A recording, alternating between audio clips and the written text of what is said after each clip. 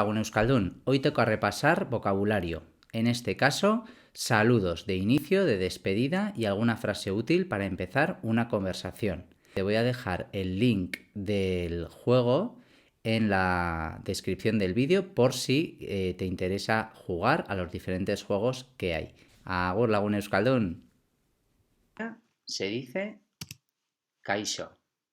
Kaixo, epa, adiós, agur, buenos días, egun on, egun on. Egun es día y on buenos. Buenas tardes, arratsalde on. Arratsalde on, arratsalde es tarde y on buenas o buenos o buena o bueno. Buenas noches. Gabón.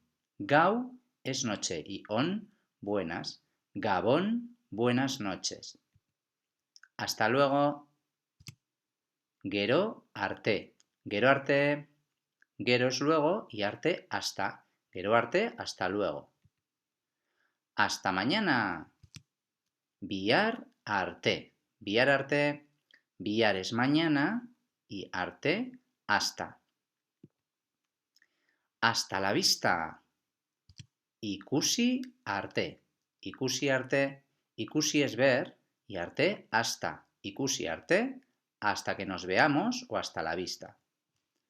¿Cuánto tiempo? Expresión que utilizamos cuando hace mucho tiempo que no hemos visto a una persona, que ya conocemos. Aspaldiko. Aspaldiko. Aspaldi es, pues bueno, que ha pasado mucho tiempo, entonces aspaldiko es la expresión que utilizamos para indicar a una persona conocida que la hemos vuelto a ver. Aspaldiko. ¿Qué tal? Zer moduz. Bien. Ongi. Ongi. Bueno, ongi. En Guipúzcoa se dice ondo, o suelen acostumbrar a decir ondo. En Navarra decimos ongi. Muy bien. Osongi. Oso no es el animal, significa muy, y ongi es bien. Osongi, muy bien. Mal. Gaizki. En Vizcaya dicen txarto. En Navarra decimos gaizki. Y muy mal, oso gaizki. ¿A dónde vas?